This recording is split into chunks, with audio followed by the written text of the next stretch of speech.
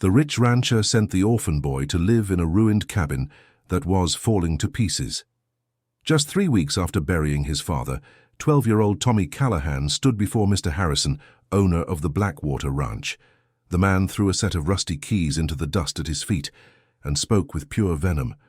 "Listen here, you ungrateful little brat. Your father was an idiot who got himself killed falling off a rotten roof he should have fixed himself. And your mother was some tramp who abandoned you both and ran off with God knows who 5 years ago. And now you, a stinking 12-year-old kid who was living on my charity, you dare to ask me for a $75,000 settlement. The only thing you're getting is that old cabin up on the ridge that's falling to pieces. You can go up there and die alone like the stray dog you are. And if I see you near my land again, I'll sick the real dogs on you." The foreman nearby snickered as Tommy picked up the keys, his small back straight with a dignity the men couldn't comprehend. What you just witnessed is the beginning of a story that will test the limits of a young boy's spirit. We want to be transparent with you. This narrative was crafted with the help of artificial intelligence, but it was guided by human hands to deliver a powerful and genuine message to real people like you. Your presence here is what gives these stories meaning. We'd love to know where our community is watching from today, so please take a moment to comment with your city or country. If this story has already touched you, please subscribe to our channel and give this video a like so more people can find it. Stories like this about children who lose their parents and are forced to face a cruel world happen more often than we think. For Tommy, now completely alone, the cruel words of his father's boss were just the beginning of a long and solitary battle for survival and justice. As Tommy walked toward the desolate ridge, the biting wind felt like a poor substitute for the warmth of the life he had just lost. His father, Samuel Callahan, had been the heart of the Blackwater Ranch for 21 grueling years. He was the man who arrived before sunrise and left long after sunset, his hands permanently stained with the grease, dirt, and soul of the land. Samuel had poured his youth into mending Harrison's fences and roofing his barns, all for the hollow promise of a fair retirement and a small plot of land to call his own. He often told Tommy, "A man's word is his bond, son." He had believed in Harrison's word, sacrificing holidays, his health, and precious time with his only child for a dream that the ranch owner never intended to honor. Samuel's loyalty was a currency Harrison spent freely, leaving him with nothing but a broken body and a son to raise alone. The bond between father and son was forged not in words, but in shared labor under the vast Texas sky. Tommy wasn't just Samuel's son, he was his apprentice, his shadow. From the age of 6, he learned to identify the grain of different woods, to predict rain by the smell of the air, and to set a fence post so it would stand for 50 years. Samuel taught him that true strength wasn't in the volume of a man's voice, but in the straightness of his work and the dignity with which he faced hardship. "Never let another man's cruelty make you cruel," Samuel would say, wiping sweat from his brow. "You hold your head up, Tommy. You're a Callahan."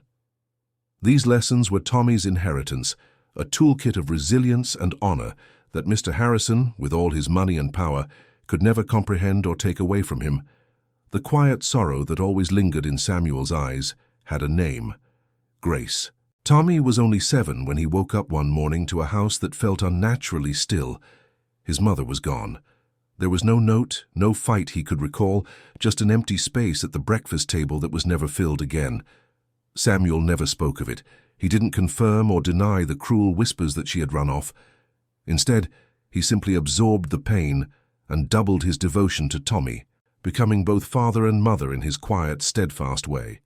This shared, unspoken loss created an unbreakable fortress around the two of them. Harrison's venomous words about his mother being a tramp were not just an insult. They were a cannonball aimed directly at the foundation of that fortress, trying to shatter the memory of the only family Tommy had ever known. Their life in the service quarters was humble, a stark contrast to the sprawling luxury of Harrison's main house. Their home consisted of 2 small rooms that smelled perpetually of sawdust, leather, and Samuel's black coffee. Yet, it was a place filled with a quiet richness. Dinner was often just beans and cornbread, but it was shared over stories of Samuel's youth or Tommy's small discoveries on the ranch. After a long day, Samuel's exhaustion would melt away as he'd show Tommy how to carve a piece of scrap wood into a bird or a horse. These simple moments were their wealth. They didn't have much, but they had each other, a bond of love and mutual respect that made their small corner of the world feel like a kingdom. It was this kingdom that Mr. Harrison sought to burn to the ground, blinded by a greed that couldn't recognize value beyond dollars and cents. The tragedy was not a sudden act of fate. It was a disaster that had been announced for months.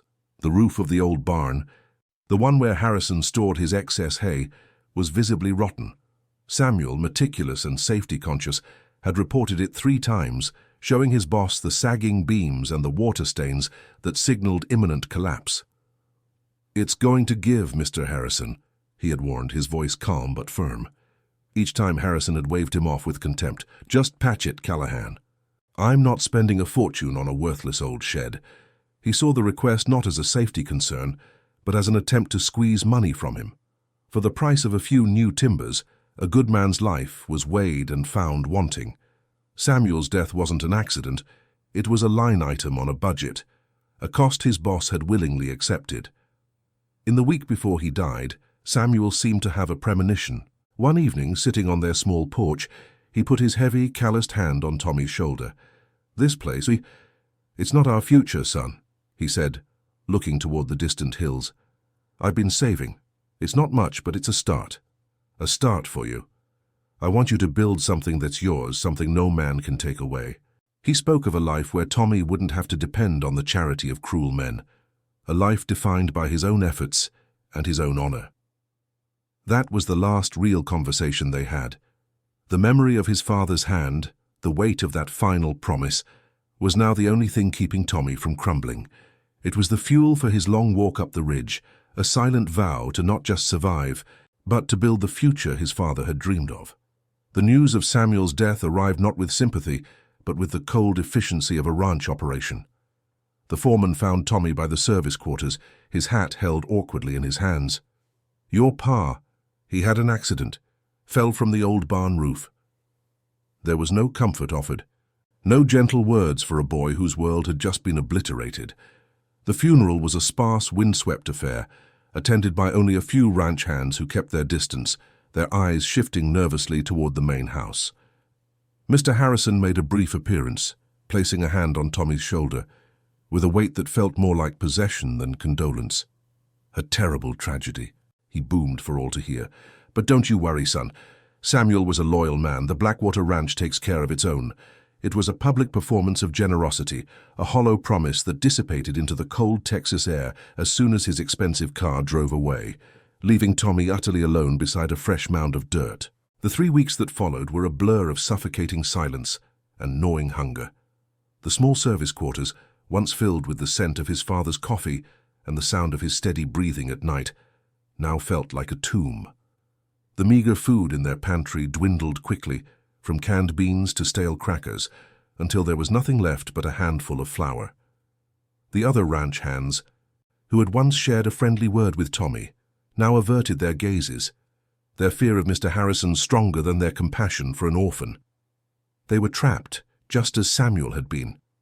Tommy spent his days staring out at the ridge, the loneliness a physical ache in his chest. He was invisible, her ghost haunting the edges of a world that had already forgotten his father, and was eager to forget him too. The ranch owner's promise to take care of him was just another lie buried with his father. Finally, desperation gave way to a cold, hard resolve. Tommy remembered his father's words from that last evening, the talk of savings and a future built on their own terms. He knew Samuel had been promised a settlement after 21 years of back-breaking labor, a sum meant to be their escape. It wasn't charity, it was a debt. It was the price of his father's life. Pulling on the cleanest shirt he owned, a faded flannel that hung loosely on his small frame, Tommy walked out of the service quarters and toward the main house. Each step was a battle against the fear churning in his stomach, but the image of his father's tired, hopeful face pushed him forward. He was no longer just a grieving boy. He was a Callahan, and he would not let his father's legacy be erased by a cruel man's greed.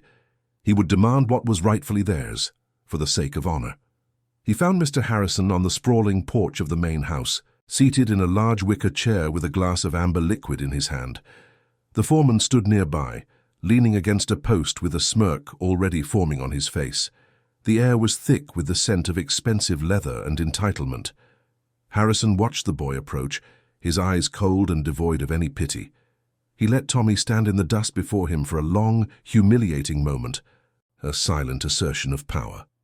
"Well now," Harrison finally drawled, swirling the liquid in his glass.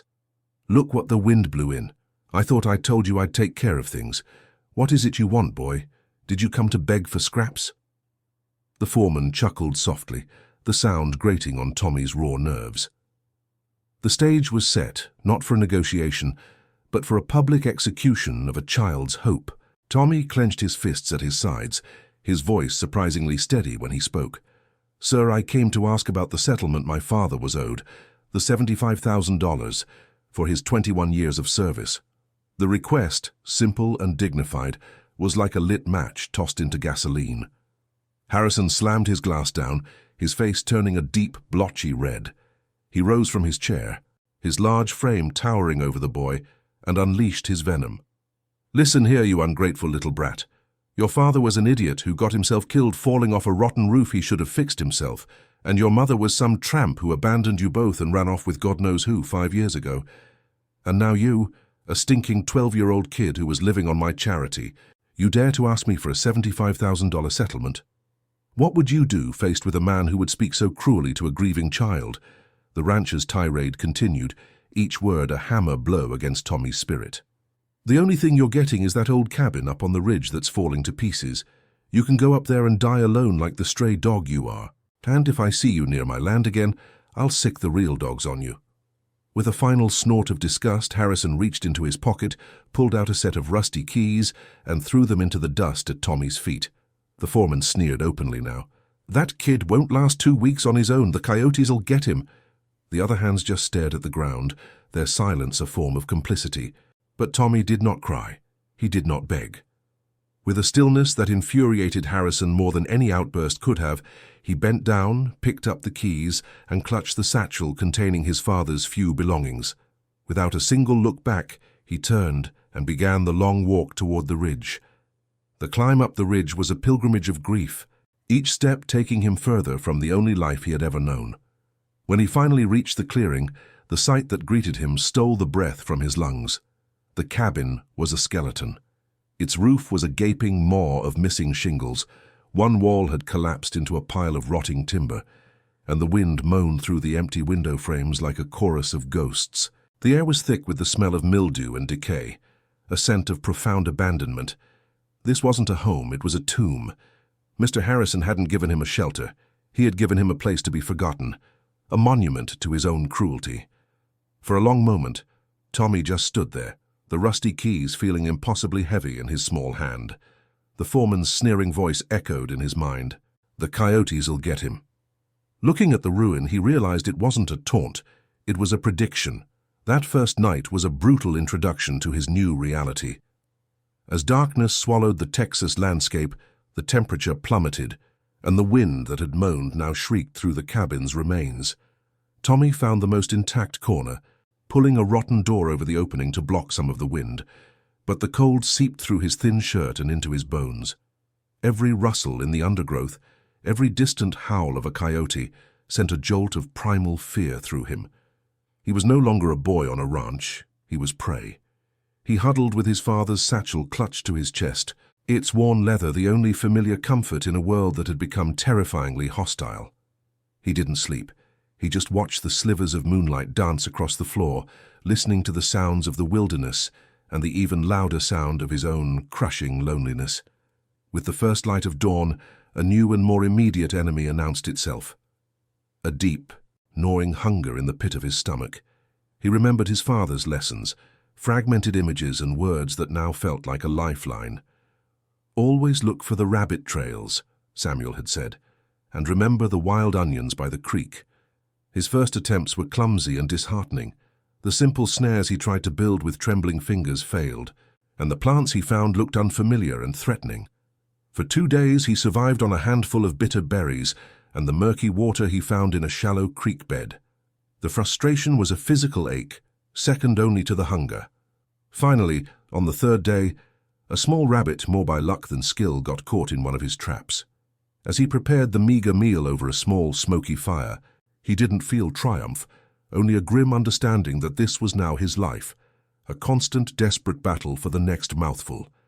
His isolation became complete when he ventured toward the edges of the town to find a place to draw cleaner water. He saw people from a distance, some of whom he recognized from the ranch. They would see him, a small, solitary figure with a bucket, and quickly turn away. Whispers followed him like his own shadow. "That's the Callahan boy," he heard one woman say to another. "Living up on that cursed ridge. It's a shame." But shame never translated into help. They saw him not as a child in need, but as a problem associated with Mr. Harrison, a tragedy they didn't want to get involved in. He was a ghost haunting the periphery of their lives, a reminder of a cruelty they were powerless or unwilling to confront. Each averted gaze, each hurried step away from him, was another brick in the wall of solitude that was being built around him. The physical hardship was immense, but the psychological war he waged within himself was even more grueling. At night, huddled in his makeshift shelter, Mr. Harrison's words would return to torment him. "Your father was an idiot. Your mother was a tramp." He would squeeze his eyes shut, trying to replace the venom with the memory of his father's kind face or the faint, faded scent of his mother's perfume on an old handkerchief he found in the satchel. He started talking to his father, whispering his fears and frustrations to the uncaring stars. "I'm trying, Dad," he'd say, his voice cracking in the silence. "I'm trying to be strong like you told me." These one-sided conversations were his only defense against the poison of doubt, a desperate attempt to keep the memory of his parents pure in a world that sought to defile them. The threat of being discovered became a constant fear. One afternoon, the town sheriff drove his truck up the old logging trail that passed near the cabin. Tommy saw the dust cloud from a distance and dove into the thick brush, his heart pounding against his ribs.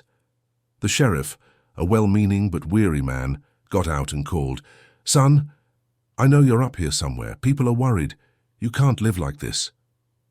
The words, meant to be kind, sounded like a death sentence.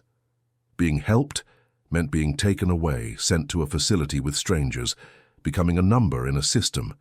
It meant losing the last piece of land connected to his name, surrendering the very ground he had to defend. He stayed hidden, holding his breath until the truck finally turned around and left. From then on, he moved like a phantom, his survival dependent on remaining invisible to a world that claimed it wanted to save him. His lowest point arrived with a furious autumn storm. Rain lashed down in blinding sheets, turning his pathetic shelter into a muddy pit. The wind tore away the loose planks he had used to patch a section of the roof, and soon he was as soaked and cold as the ground he was lying on. The small fire he had managed to start was extinguished in an instant.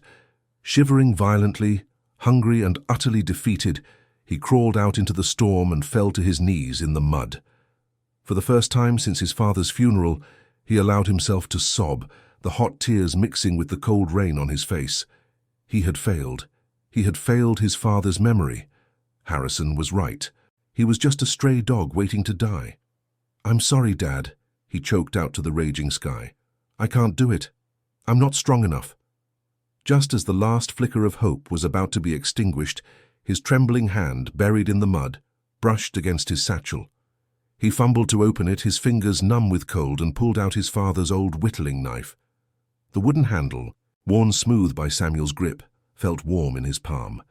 He remembered his father's words from a lifetime ago, spoken while carving a small wooden bird. "Dignity, Tommy. It's the one thing they can't take unless you give it to 'em." A sudden, white-hot rage surged through him, burning away the cold and despair. He would not give Mr. Harrison the satisfaction of finding him broken. He would not let his father's name be synonymous with defeat. He struggled to his feet, the mud sucking at his boots, and faced the storm. He was still cold, still hungry, still alone. But he was no longer beaten. The storm had cleansed him, washing away the despair and leaving behind a core of cold, unyielding resolve. With the first light, Tommy began his work. It was a war waged with his bare hands against a mountain of decay. He started by clearing the collapsed wall, each rotting timber a testament to Harrison's cruelty. His muscles, unaccustomed to such relentless strain, screamed in protest, but he ignored them. He hauled rocks from the creek bed, his small frame staggering under their weight, to build a crude foundation. His hands, which should have been learning to write, quickly blistered, then bled, then began to form the tough calluses of a man twice his age. He worked with a silent, methodical fury, driven by the memory of his father's words about dignity. Every stone he set, every piece of debris he cleared, was an act of defiance. He wasn't just building a shelter, he was rebuilding his name from the ruins. Days bled into weeks, each one a mirror of the last. His life was stripped down to its essential elements, labor and survival. He rose before the sun, the morning chill a harsh alarm clock, and immediately checked the snares he had painstakingly set along the rabbit trails. Some days brought a meager reward, others only disappointment. After a sparse breakfast, the real work began. He spent hours mixing mud and straw, a primitive adobe his father had taught him about, to patch the gaping holes in the remaining walls. He scavenged for fallen branches, chopping them with his father's old hatchet until his arms felt like lead, creating a precious pile of firewood. The solitude was a constant companion, a heavy silence broken only by the rhythmic thud of his hatchet or the grunts of his own exertion. He was a boy-shaped machine, fueled by grief and a desperate need to prove he could endure. His solitary efforts did not go unnoticed. Occasionally, the foreman would ride up the trail with another ranch hand, ostensibly to check on Harrison's fences, but really to gawk at the orphan's futile struggle. They would sit on their horses, their laughter carried on the wind. "Look at the little runt playing pioneer," the foreman would sneer. "Bet he's talking to squirrels by now." Tommy learned to sense their approach and would turn his back, focusing intently on his work, his jaw clenched so tight it ached. He never gave them the satisfaction of a reaction. Their scorn was like gasoline on the fire of his determination. He let their cruel words wash over him, each insult hardening his resolve. He knew they were betting on his failure, waiting for him to come crawling back to town, broken and begging. He would rather die on this ridge than give them that victory. Slowly, agonizingly, the ruin began to resemble a home. He managed to patch a significant portion of the roof with salvaged planks and a tattered piece of tarpaulin he found, creating a small dry corner within the cabin. It was his first real victory against the elements. That night, sitting in his dry space while a light rain fell outside, he felt a flicker of something akin to pride. He held his father's whittling knife, running his thumb over the worn handle. "It's not much, Dad," he whispered into the darkness, "but it doesn't leak." He could almost hear his father's quiet voice, approving of the way he'd braced the new wall, or reminding him to stack the firewood off the damp ground. These memories were more than just comfort. They were a manual for survival, a blueprint for resilience left behind by the man who had been his entire world. It was while digging a new, deeper fire pit inside his sheltered corner that he first noticed it. His shovel struck something that wasn't the soft earth or the familiar clink of stone. It was a dull metallic thud. He dug around the object, uncovering the corner of a heavy, rust-eaten iron box. It was buried deep, clearly not a recent discard. His first thought was that it was just more junk, another piece of the forgotten history of this desolate place. He tried to pry it loose, but it was wedged tight, and his immediate need for a proper fire was more pressing. He covered it back up, making a mental note to deal with it later. A few days later, while clearing stones by the creek, he saw an unusual, dark sheen on some of the rocks, almost like they were coated in oil. He dismissed it as dampness, too consumed by his daily struggle to connect the strange occurrences. Autumn was giving way to the first hints of a harsh Texas winter. The cabin was now a defensible, if bleak, fortress against the wind, but the cold was a more insidious enemy. The initial fire of his anger had cooled into a deep, bone-wearying exhaustion. One night, huddled by his small fire, the immensity of his solitude crashed down on him. His hands throbbed with a constant, dull ache. He had survived, but for what? To live out his days alone on this forgotten ridge. A profound loneliness, colder than any winter wind, seeped into his heart. He looked up through the hole in his roof at the vast, indifferent expanse of stars. "Dad!" he choked out, his voice barely a whisper. "I'm so tired. I don't know if I can keep doing this. Please, just give me a sign. Anything." He closed his eyes, a single tear escaping and freezing on his cheek, feeling he had finally reached his limit. The morning after his prayer to the stars, the world felt different, sharper. The rain had washed the air clean, and as Tommy stepped outside, a glint from the creek bed caught his eye. It was the strange oily sheen on the rocks he'd noticed before, but now, amplified by the morning sun, it seemed to pulse with a dark, hidden life. He remembered the metallic thud of his shovel weeks ago. The sign, it had to be. Driven by a force he didn't understand, he grabbed his father's old spade and returned to the fire pit. He dug with a frantic energy, his exhaustion forgotten, replaced by a desperate curiosity. The shovel struck the iron box again, a resonant clang that sounded like a bell tolling the end of his suffering. He worked his fingers under the edge, pulling and straining until, with a great sucking sound from the mud, the heavy chest came free. It was real, a solid piece of forgotten history resting at his feet. Prying the rusted lock open took the better part of an hour, using his father's knife and a heavy stone as a hammer.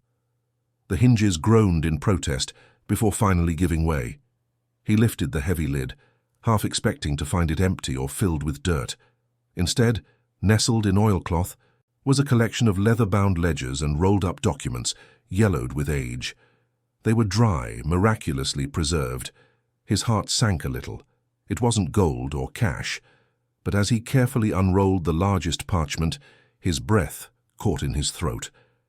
It was a land deed, meticulously drawn in faded ink, dated 1887. It clearly marked the boundaries of Callahan's Ridge. The very land he was on, registered to one Jeremiah Callahan, his great-grandfather. Tucked inside was a geological survey from the 1950s, its maps covered in notations that pointed directly beneath the cabin, with words he barely understood. Significant shale oil deposit. Harrison hadn't given him a worthless plot. He'd exiled him to his own inheritance. For a long moment, Tommy could only stare, his mind unable to process the magnitude of what he held. This land, this ruin, was his. It had always been his. The injustice of his father's life, 21 years of servitude on land that should have been part of their family legacy, crashed down on him. The cruelty of Harrison, the sneering foreman, the averted eyes of the townspeople. It all swirled into a vortex of emotion that finally broke the dam he had built inside himself. Tears streamed down his face, silent and hot. He wasn't crying from sadness or pain, but from a profound, earth-shattering sense of vindication.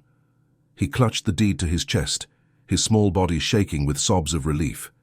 He looked up at the sky, the papers rattling in his trembling hands. "You knew," he whispered to his father. "You made sure I came home." When the emotional storm subsided, a cold, sharp clarity took its place. He was a 12-year-old boy in possession of a secret that could make him rich or get him killed. He understood with an adult's chilling certainty that Mr. Harrison would never accept this. The rancher would claim the documents were forgeries, that the land was his by squatter's rights, that a boy couldn't possibly own anything. He would use his money, his lawyers, and his influence to crush him and take it all. The euphoria of the discovery was instantly tempered by the heavy weight of this new reality. Secrecy was now his most valuable weapon. He carefully placed every document back into the iron box, wrapped it again in the oilcloth, and reburied it deep beneath the fire pit, smoothing the earth over it until no trace remained. His war for survival was over. A war for justice had just begun. He knew he needed help, but who could he trust in a town that had turned its back on him? His mind sifted through the fragmented memories of conversations his father had in town. One name surfaced, Granny May. She was an old woman, almost a local legend, who lived on the edge of town and was said to remember everything, every family line, every land deal, every injustice for the past 80 years. His father had spoken of her with respect, calling her the memory of this county. She had no love for powerful bullies and was famously unafraid to speak her mind. If anyone could verify the authenticity of the deed and tell him what to do next, it was her. He would have to risk the journey, moving through the woods like a ghost to avoid being seen. For the first time in months, he wasn't just surviving day to day. He had a mission, a plan, and a fragile, powerful hope for the future. The journey to Granny May's was a success, her sharp mind immediately recognizing the names and boundaries on the old deed. She connected him with Mr. Jenkins, a retired lawyer whose passion for justice was reignited by the boy's story. Within weeks, the legal gears began to turn. Mr. Jenkins filed a quiet title action, and news of the claim, along with the geological survey, spread through the county like wildfire. A furious Mr. Harrison, his face a mask of disbelief and rage, stormed up the ridge in his expensive truck, the foreman riding shotgun. He found Tommy not huddled in a ruin, but standing with quiet confidence beside the now-repaired cabin. The boy wasn't starving or broken. He was the master of a land Harrison had thrown away. The rancher slammed his truck door, his voice booming across the clearing. "What is this foolishness, you little brat? You think some scrap of paper and a senile old woman's ramblings can steal my land from me?" Before Tommy could answer, Mr. Jenkins's old car pulled up behind Harrison's truck, a silent but powerful reinforcement. The lawyer stood beside the boy, a calm counterpoint to the rancher's fury. Harrison scoffed, turning his attack. "I'll have you thrown in jail for fraud, and this kid will be sent to a state home where he belongs." But Tommy's voice, though quiet, cut through the threats with the sharpness of glass. "You can't, sir. You gave me this land right here. You threw the keys in the dust and told me to come here and die. Your foreman heard you. The other hands heard you." Mr. Jenkins stepped forward, holding a sheaf of papers. "We have the original deed, a certified geological survey, and sworn affidavits from 3 of your former employees who witnessed your verbal transfer of the property. Mr. Harrison, you are currently trespassing. I suggest you leave before I call the sheriff." Cornered and exposed, Harrison's bluster evaporated, replaced by a desperate, wheezing panic. His mind, always focused on transactions, scrambled for a new strategy: acquisition. "All right, boy, you've made your point. You've been clever," he said, forcing a greasy smile.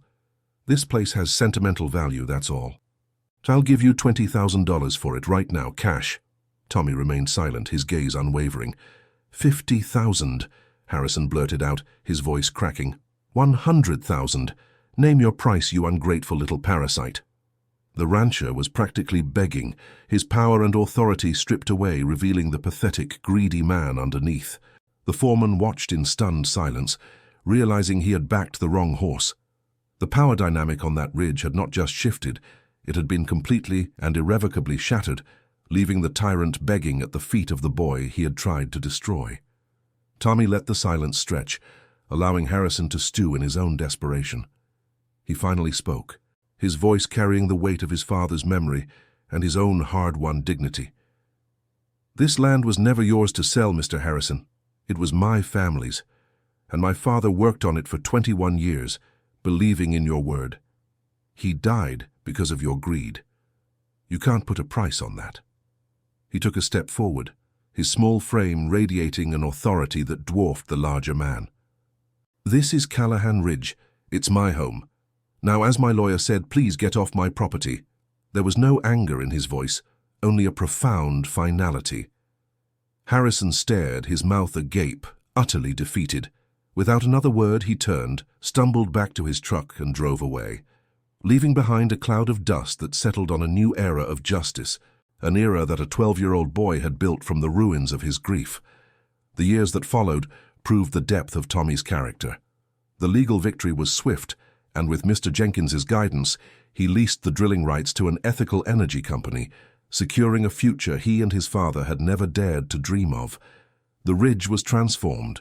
The original cabin was carefully preserved, a humble monument to his struggle, while a new, comfortable home was built beside it. Now a young man, Tommy established the Samuel and Grace Callahan Foundation, a charity dedicated to providing educational scholarships and support for orphaned children throughout West Texas. He ran a small, successful cattle operation on the land, finding joy in the honest work his father had loved. He never forgot where he came from, honoring his parents' memory not with monuments of stone, but with acts of compassion and integrity, ensuring their names were synonymous with hope, not tragedy. 10 years after being cast out, Tommy, now 22, was a respected figure in the community.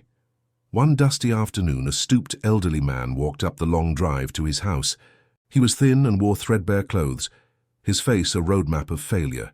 It was Mr. Harrison.